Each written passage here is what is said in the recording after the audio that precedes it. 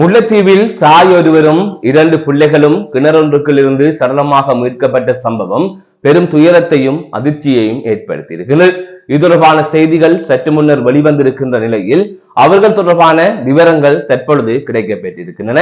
அதனை தாண்டி பல தகவல்களை இதிலே பார்க்க இருக்கின்றோம். அதற்கு முதல் JK ரிப்போர்ட் எனப்படுகின்ற இந்த யூடியூப் சேனலை சப்ஸ்கிரைப் செய்து கொள்ளுங்கள். தொடர்ந்து அருகில் இருக்கின்ற பெல் பட்டினை கிளிக் செய்வதன் ஊடாக நான் போடுகின்ற ஒவ்வொரு காணொளிகளையும் நீங்கள் உடனுக்குடன் பார்த்து கொள்ளக்கூடிய வகையிலே இருக்கும். நான் நடராசா ஜெயகாந்தன். தற்பொழுது செய்திகளுக்குள்ளே செல்லலாம். முல்லைத்தீவில் ஒரு துயரமான சம்பவம் ஒன்று பதிவாகி இருக்கின்றது.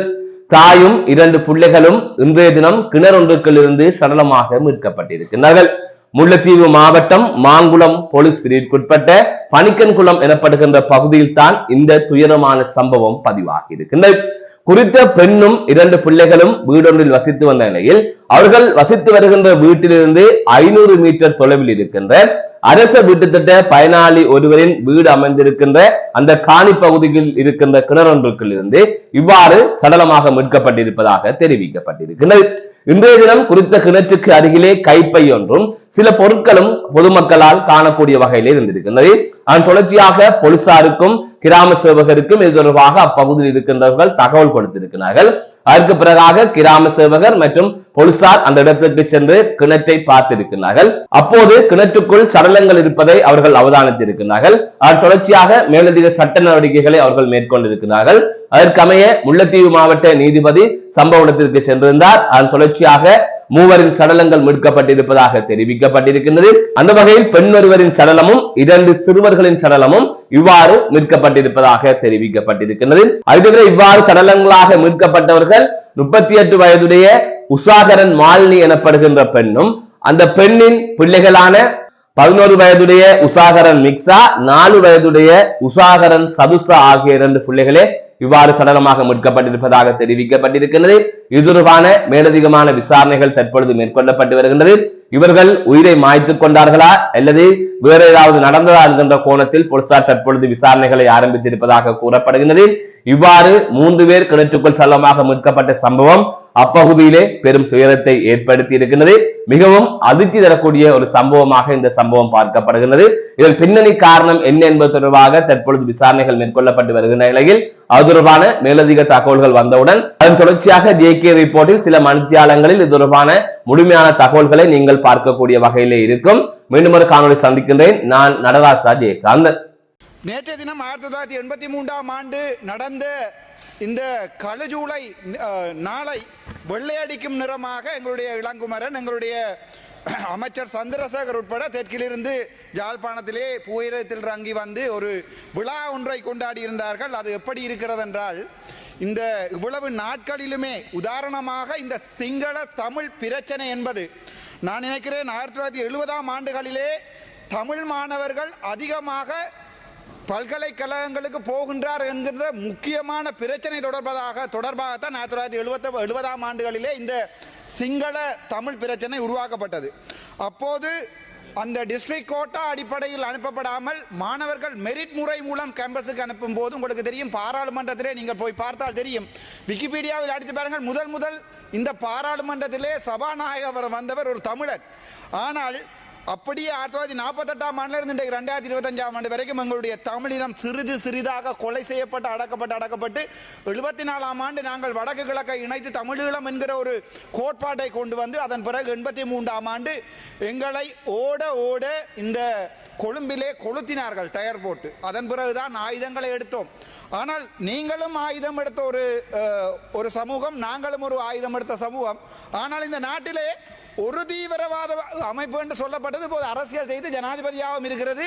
நாங்கள் இப்போது தீவிரவாதிகளாக இப்போவும் முத்திரை கொத்தப்பட்டு கொண்டிருக்கிறோம். அது இன்றைய ஜனாதிபதியினுடைய உரை ஒன்றிலே முக்கியமான விடயம் ஒன்றை கவனிக்கணும். ஜனாதிபதி அவர்கள் சொல்லியிருந்தார், இதில் சிங்கள டிரான்ஸ்லேஷன் தமிழ் மக்களுக்கு வாழ்க்கையில் போய் சேராது. தமிழ் மக்களுக்கு இவர்களுடைய பாராளுமன்றத்தில் கதைக்கிற விடயங்கள் ஒருபோதுமே போய் சேராது. அதில் ஒரு பகுதியை சொல்லுகிறேன். ஜனாதிபதி அவர்கள் சொல்லியிருந்தார், உங்களுடைய பிள்ளைகள் யாராவது தேசிய பாடசாலையில் இருந்து சாதாரண பாடசாலையில் படிப்பதற்கு உங்களால் விட முடியுமா என்று ஜனாதிபதி அவர்கள் கேட்டிருந்தார். என்ன கவலை என்றால் 88ஆம் ஆண்டு 89ஆம் ஆண்டு வரதராஜ பெருமாள் காலத்திலிருந்து கொண்டு வரப்பட்ட இந்த மாகாண சபை ஒரு வெள்ளை யானை என்றுதான் விவரிக்கப்படுகிறது. இந்த மாகாண சபை கொண்டு வரப்பட்டது அந்தந்த மாகாணங்களிலே இருக்கின்ற அந்த மாகாணத்தை பிரதித்துவப்படுத்துகின்ற தேசிய இனங்கள். உதாரணம் முக்கியமாக பார்த்தால் கிழக்கு மாகாணமாக இருக்கட்டும், புத்தளமாக இருக்கட்டும், அங்கே வாழுகின்ற முஸ்லிம் மக்கள், வடக்கு மாகாணத்திலே இருக்கின்ற தமிழ் மக்கள், அந்தந்த மக்கள் தங்களுடைய சுயநிர்ணய உரிமை, கல்வி, விவசாயம், அதை தவிர எங்களுடைய சுகாதாரம் போன்றவற்றை தாங்களே ஆளுகின்ற ஒரு கட்டமைப்பை தான் 88ஆம் ஆண்டு கொண்டு வந்தார்கள்.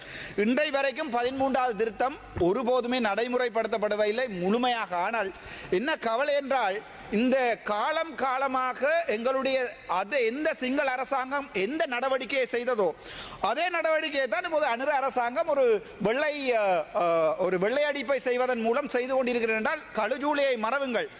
எங்களுடைய ஆசியாவினுடைய சொத்தாக இருந்த எங்களுடைய ஜாழ்ப்பாண நூலகத்தை எரித்த அதே சிங்கள இனம் இப்போது 100 மில்லியன் ரூபாவை போட்டுவிட்டு சொல்லுகிறது பாத்ரூம் கட்டுங்கள் என்று. நான் டிசிசி மீட்டிங்கு நேரே வருகிறேன். படிப்பு என்பது எவ்வளவு முக்கியம் என்பதற்கு நல்ல உதாரணம் எங்களுடைய அமைச்சர் சந்திரசேகர். என்னென்றால் எங்களுடைய டிசிசி மீட்டிங்ல ஒரு சேக்குலர் இருக்கிறது. 2022ஆம் ஆண்டு ஒரு அமைச்சர் ஒரு வெளிநாட்டிலே போய் ஹரணி அமரசூரிய தொடர்பாக எனக்கு மிகவும் சந்தோஷம். என்னென்றால் she is a doctorate, so that's why I am very happy. Unfortunately, some of the ministers from the northern NPP government, maybe we call JVP government, have no basic qualification to be as a minister.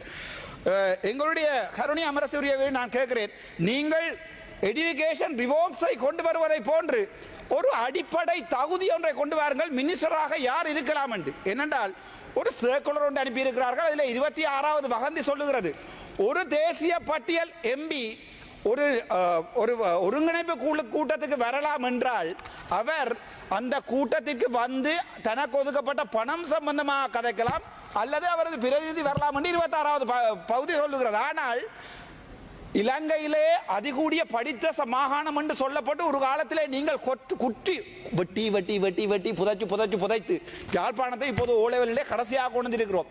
வடக்கு மாகாணத்தின் அபிவிருத்தியை பார்த்துக் கொள்கின்ற டிசிசி மீட்டிங்கின் தலைவர் chairman ஒரு பேசிக் degree கூட இல்லாதவர். என்ன கவலை என்னென்றால் அந்த 26வது பந்தியை வாசிக்க சொல்லுங்கள் தயவு செய்து. என்னென்றால் அதில் தெளிவாக இருக்கிறது, ஒரு தேசிய பட்டியல் எம்பியால் ஒரு டிசிசி மீட்டிங்கில் வந்து ஒரு விடயம் கதைக்க கூட முடியாது அவருடைய ஒதுக்கப்பட்ட பணத்தை தவிர. ஆனால் வடக்கு மாகாணத்துக்கு நீங்கள் தந்திருக்கிறது எங்களுடைய அமைச்சர் சந்திரசேகரை, அவருடைய கல்வி தகமை தொடர்பாக மிகவும் சந்தோஷம். அங்கே அந்த சர்க்குலரில் என்ன எங்களுடைய ரஜீவன் எம்பி இருக்கிறார், என்ன அடிக்கடி சொல்வார், என்ன இழுக்காத என்று. ஏனென்றால் அவரும் ஒரு படித்த மனிதன். நாங்கள் ஒரு அதிபரை ஏன் எங்களுடைய டிசிசி கூட்டுங்க ஒரு சேர்மனாக மாற்ற முடியாது? அவருக்கு விருப்பம், என்னிடம் நேரிடம் சொல்லியிருக்கிறார், நீங்கள் கதையுங்கள், பிரச்சனை இல்லை, நான் டிசிசி மீட்டிங் சேர்மன் எடுப்பதை கூட எனக்கு சந்தோஷம் என்று. ஆனால் அப்படி இருந்தும் கூட எங்களுடைய அமைச்சர் சந்திரசேகரை உங்களுடைய ஜேவிபி அதை இப்போ நான் இன்றைக்கு கதைக்கும் போது கேட்டுக்கொண்டிருந்தேன்.